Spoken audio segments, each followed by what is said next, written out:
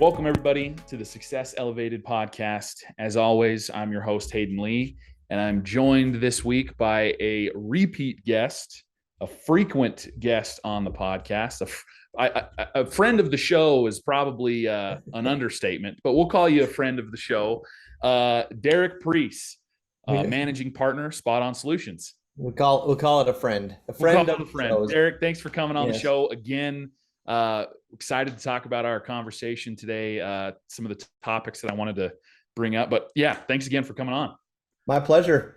Happy to talk today. Yeah. You know me, I never at a loss for words. So, I don't know how wise they are most of the time, but I always have something to say. So. No. They're very wise because this is the topic that we're going to talk about today is something that you do every day. I might do a little bit of it here and there, but it's something that you are in and doing all day, every day.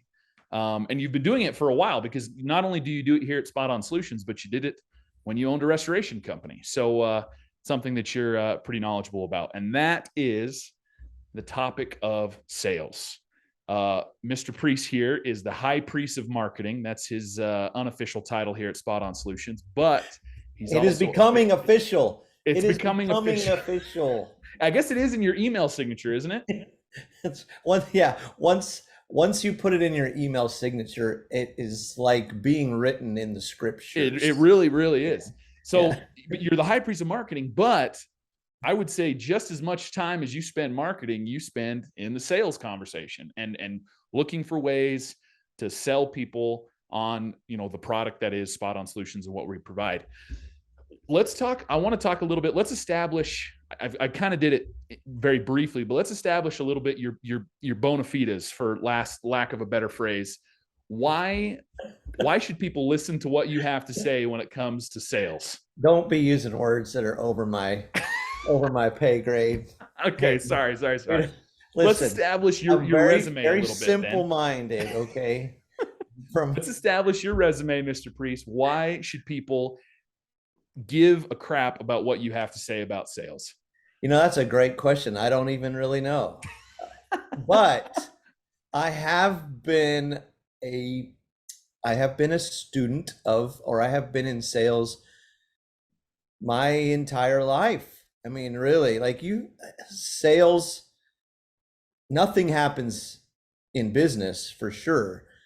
Nothing happens in business until a sale is made, right? So, but, in 25 years of owning and running, my own companies, I've been highly involved with the sales. Probably the biggest sale I ever made was when I convinced a little lady from Texas to marry this goofy little dorky kid from Idaho. And you know what? I chalked that one up to the best and biggest sale I ever made. So that's everything else has been smooth sailing from there. Everything else it's much lower stakes compared to that first sale, right? That's right. Yeah. So, but that's awesome. Hey, well, I could sell her. I could sell anything, right? What'd you say? If I could sell her on me, I could sell anything. So there you go. That's awesome. I think I would agree with you with regards to my spouse as well, with my wife. 100%, Derek. I think what's cool about I think your sales experience, and the whole podcast doesn't need to be about your resume, but you have a unique perspective because you've had to deal with you've owned a business where you are selling people on the idea of you're going to come into their home and help them with a disaster or with a major problem, right? Mm-hmm. And now you still kind of do that, but it's in the digital realm. Like it's much more, you're selling somebody a product that's contained almost entirely within the internet, within a computer, within a cell phone or something. Sure. So I think you have a unique perspective because you've had to sell a physical service that people can see, people can watch you come in and clean their carpets, versus, something that, they've got to Google, they've got to have an internet connection to see, and right. You've kind of been able to do both. But before we started talking on the podcast, you highlighted a couple things that I think I want to help people kind of get a better understanding of what what sales is and when the sales process starts. You talked about the difference between marketing for your company, growing your brand, and then, closing a sale or selling your company's service. Talk a little bit, take a few minutes, talk a little bit about the difference between those two, why they're both important, but some of the significant differences between the two. Well, I think the biggest mistake that business owners make is that they throw sales and marketing into the same basket. Yeah.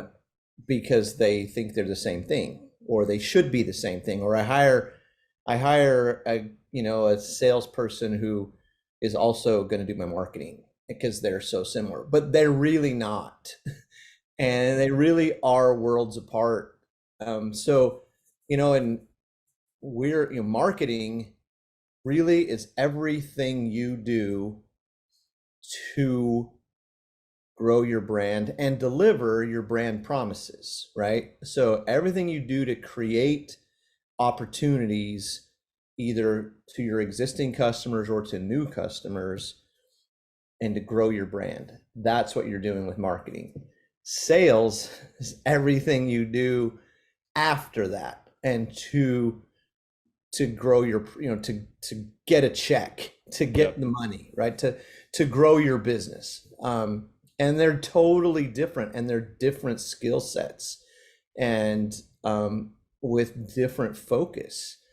I think, like I said, a big mistake that companies make, that business owners make, is they put those two things together. I've done it, when I owned my restoration company, I hired, it was such a blurry line between, I hired someone to go out and do a sales route, but really what they were doing is just a marketing route, right? They never get around to asking for the sale.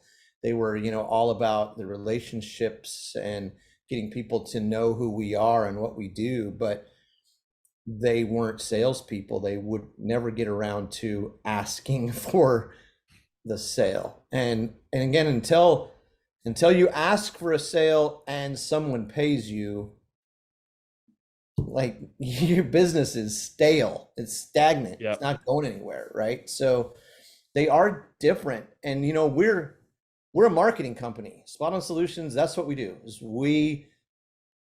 our clients hire us to market their companies, to grow their brand, and to generate opportunities. And that's what we do, and that's what they hire us to do, and we're really good at that. But what happens after that is, by and large, the responsibility of the business itself, whether it's the business owner, whether it's the people on the phone, whether it's their sales team. Like, they have to close the loop in the sales process from that point on. And I think, number one, you can't hold your marketing team responsible for lack of sales.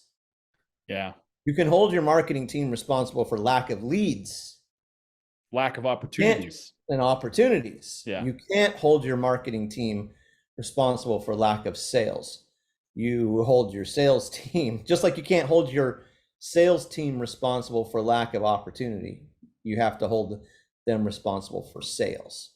Yep. So it's important that you differentiate, and you make sure you understand that those are two very specific and different roles in the business. But you have to have sales. Like, without sales, you don't have a business, right? And 100%.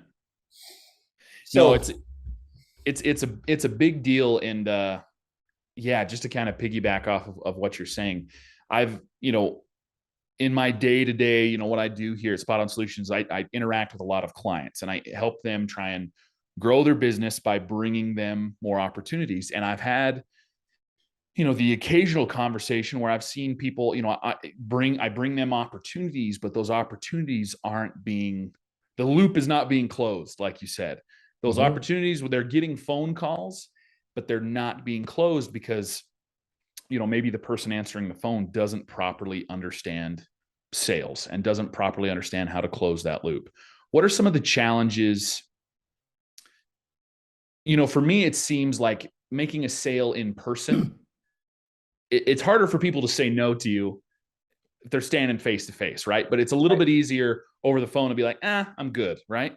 Right. So maybe that's kind of the main challenge, but what are some of the challenges that you've seen with trying, because most of the people that we interact with, most of our clients are trying to make those sales over the phone.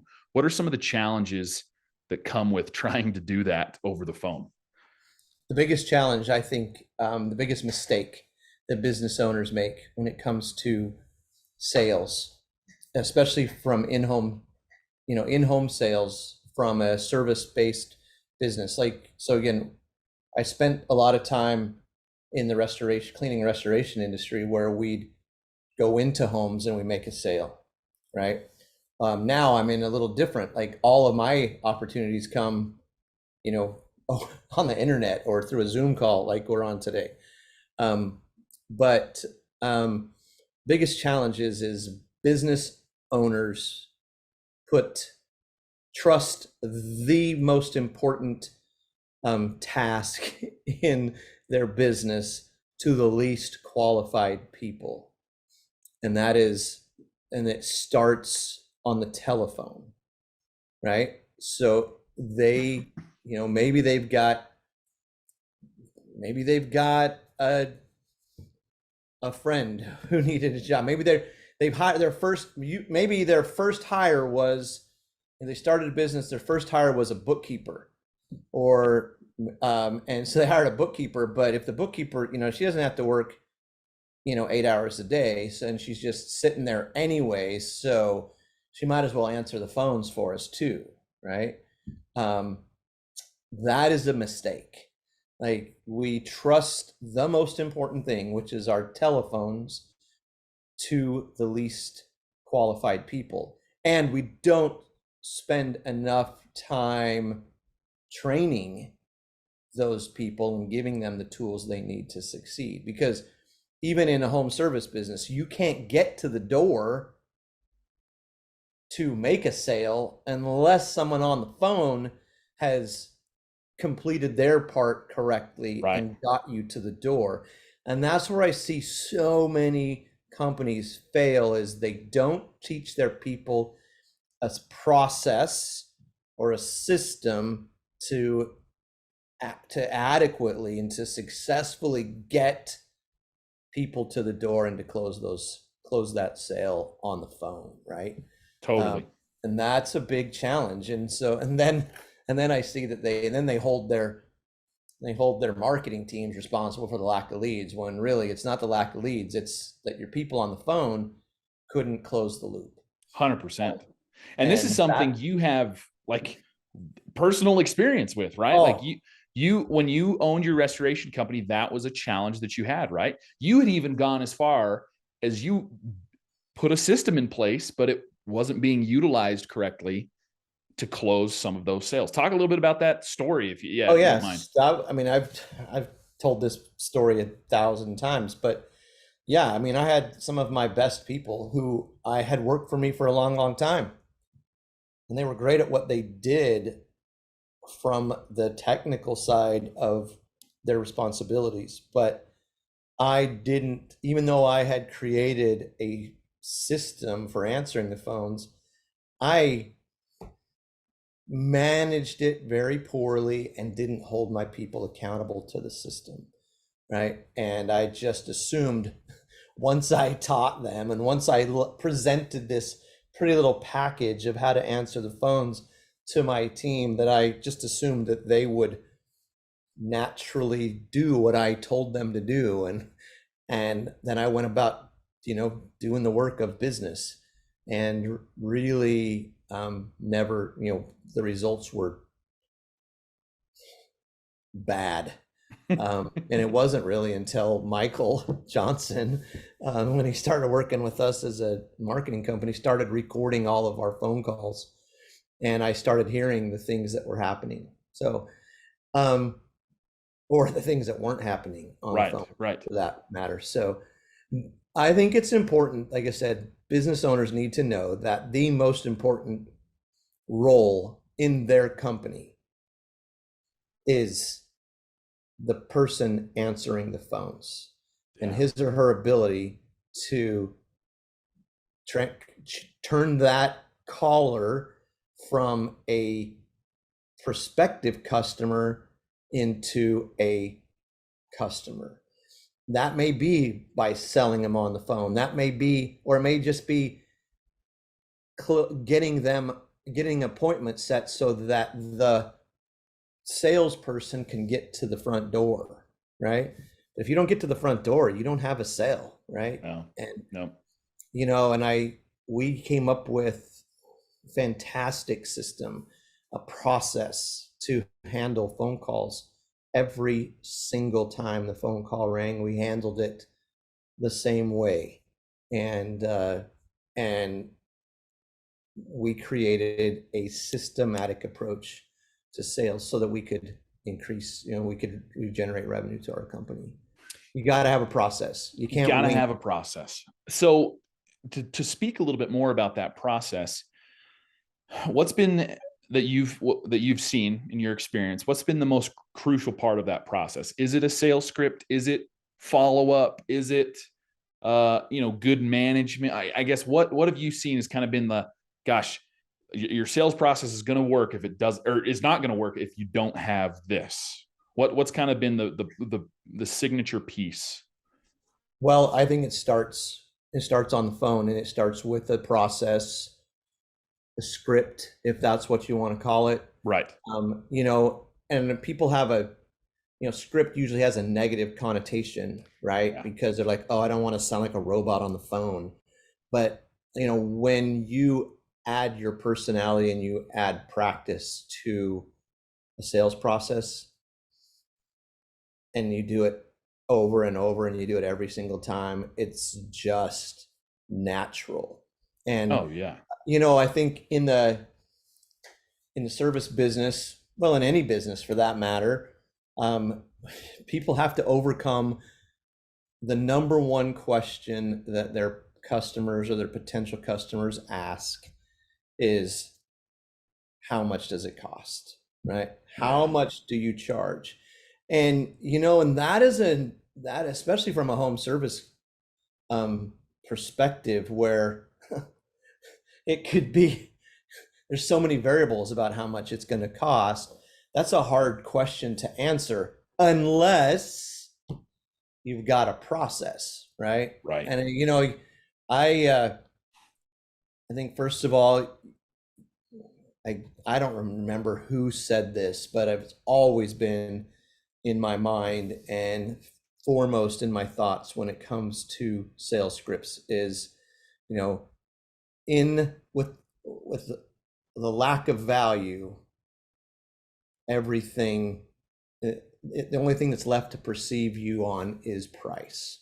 Yeah. So if you don't portray value for your service, the only thing people have to compare you with to somebody else is how much does it cost. And the challenge is the reason people ask you how much it costs, I think by and large is they just don't know what else to ask. Right. And they can relate perceived value to a number, right? I mean, even when I had my carpet cleaning company, well, let's back up, and I'll use you as an example, Hayden. Like Okay. anytime you need to buy something, Yep. right? You have just recently put in a new sprinkler system in your house, There you right? go. Okay. Right? Although you did it on your own, Yep. right? You had to go buy all of the product. Yep. Am I Yep. right? Let me ask you this question. Before you went to Home Depot or Lowe's or wherever it was to pick up all your stuff, did you have in mind what you perceived to be a ballpark figure of what all of this stuff was going to cost you? 100%. Yeah. Oh yeah. I Right? had a rough idea of, okay, yeah, I need this many sprinklers and this much pipe. It should cost me about X amount of dollars. Yeah. Without ever checking prices, you're like, should be around this, Yeah. right? Yep. Yep. And you just, mostly it was done off of the hope that it doesn't cost more because this is what my budget is. That's more than anything else. It was like, our Right. budget's about X amount of dollars. This is what I've got to be under. Yep. Your customers are no different. Like, they have a perceived value in their mind of what it is that you sell and what it should cost based off of what they, some imaginary thought in their brain, but mostly has to do with what they can afford, right? Right. So obviously they're going to ask you, because they don't know anything about the service that you provide, they're going to ask you, how much does it cost? And if you just blurt out a price over the phone, 100% of the time, that number that you blurt out is not going to be the same as the number that they have in their brain. 100% of the time. It might be more, it might be less, but it's never going to be the same. And you can't just blurt out a number. And if you do, if it's too much, they're going to say, oh, well, I'll call you back. I'm just checking prices. Right. Right. And if it's too low, right, if it's lower, they're like, oh, well, that's great. Well, then you still lost, right? Because you left, potential money on the table. So you can't quote price over the phone. You have to have a process. You have to have a system in place to handle that. How much does it cost? Question. And the only way to do that is to have what I consider, what I call a script, right? That works every single time. I have a mentor in this business, I learned from a long, long time ago, Steve Toburin. He's still an icon in the cleaning and restoration industry. I learned from him, I don't know, 15 years ago or 20 years ago, what I call basically a 13-word golden phrase that I used and I taught my people all the time, and that they used every time someone asked, how much do you charge to X? They would answer with this one phrase, and it was gold, and we used it all the time. And it was, I can help you with that. Do you mind if I ask you some questions? That's awesome. And I'm like seriously, no one's ever going to say, well, no, you can't ask me any questions. I just want to know how much it costs.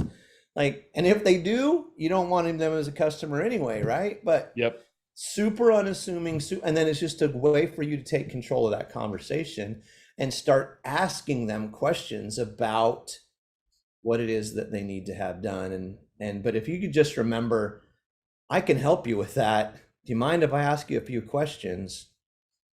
That is the catalyst to the rest of the conversation.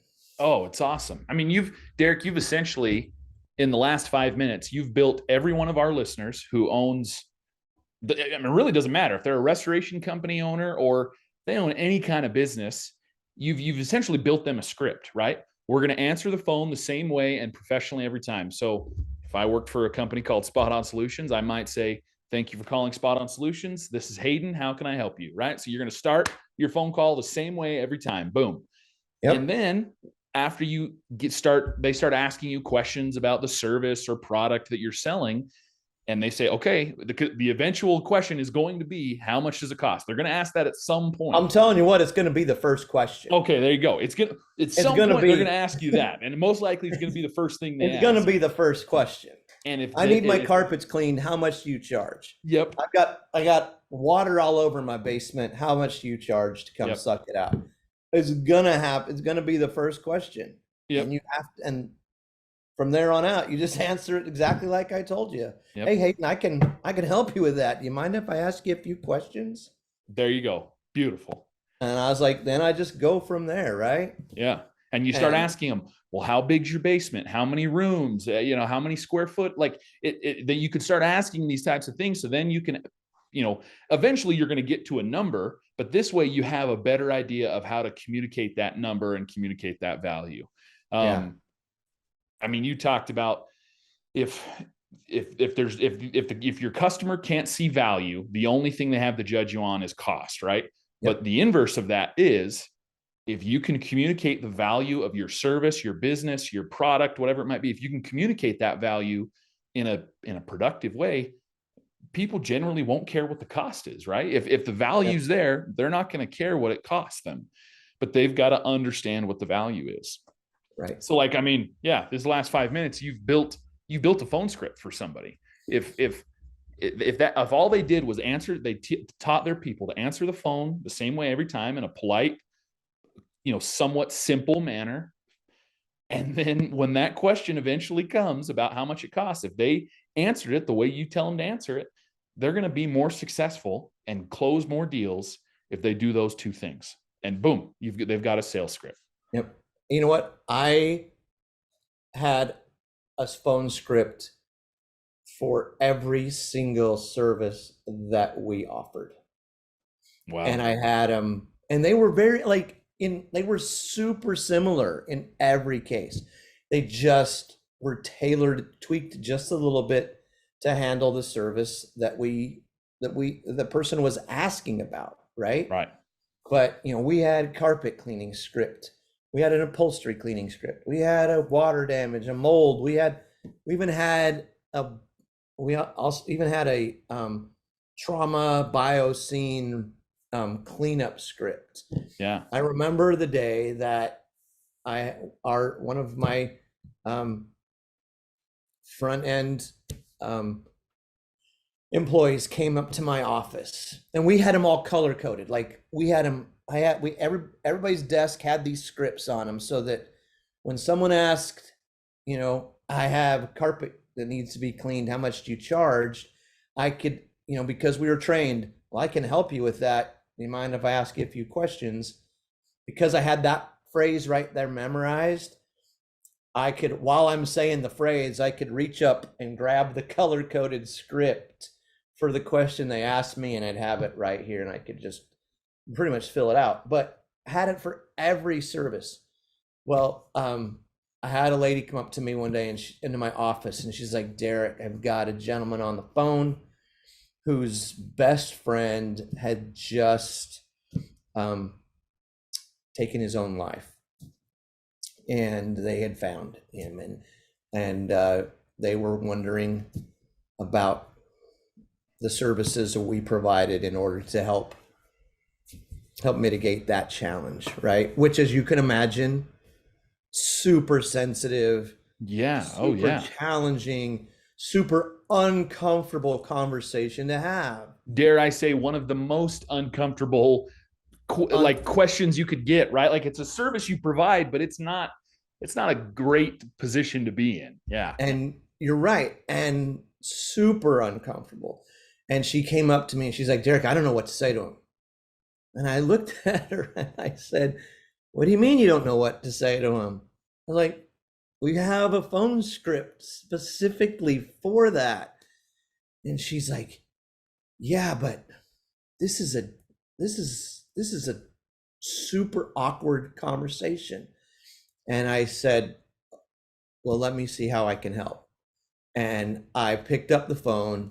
And as I picked up the phone, I pulled out the phone script. I had it in front of me. And I literally, with the exception, because I know the main process, like it's second nature to me, I literally followed that entire script nearly word for word and handled it super sympathetic, empathetic, and closed that deal. And the gentleman was like, oh my gosh, that was the best experience I've ever had.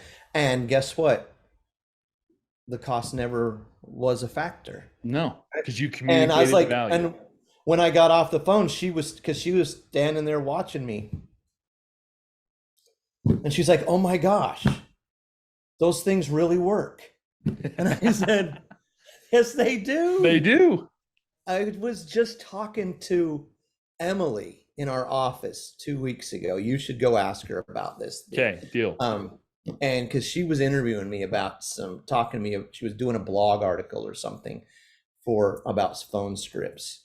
And and I'm in Texas, she's in Idaho in your office there, and I start talking to her, and I literally I was like, okay, Emily, you're my customer, and you have a mold problem in your house, and you're going to call me on the phone, and you're going to tell me, hey, I have some mold in my bathroom, I need to get it fixed. How much do you charge to fix it? And she did that.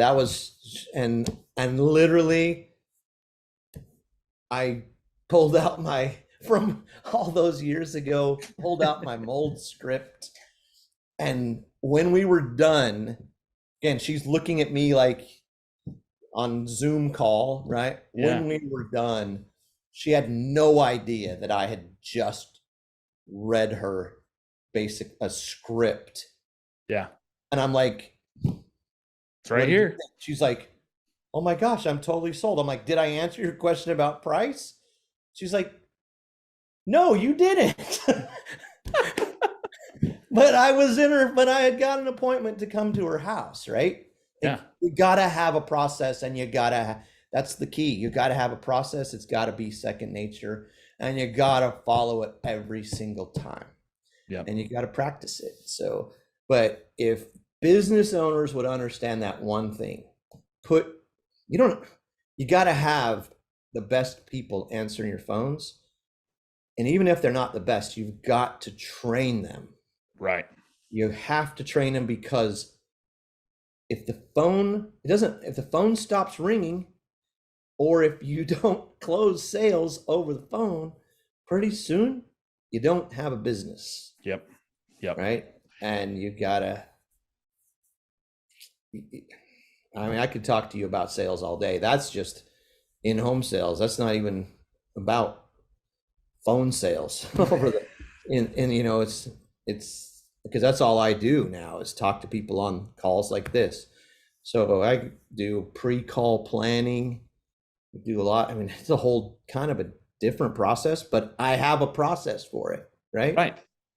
So, and while it's different, and I haven't done obviously as much of it as you have, it really just kind of boils down to those things, like some of those key principles, right?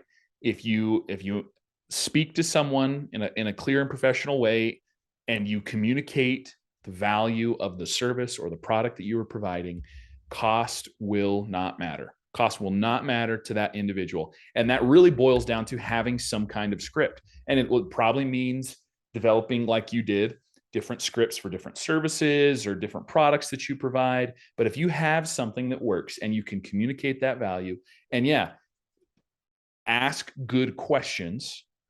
I've seen a lot of different sales conversations where, that's how you communicate value, is you ask good questions to those clients or those customers.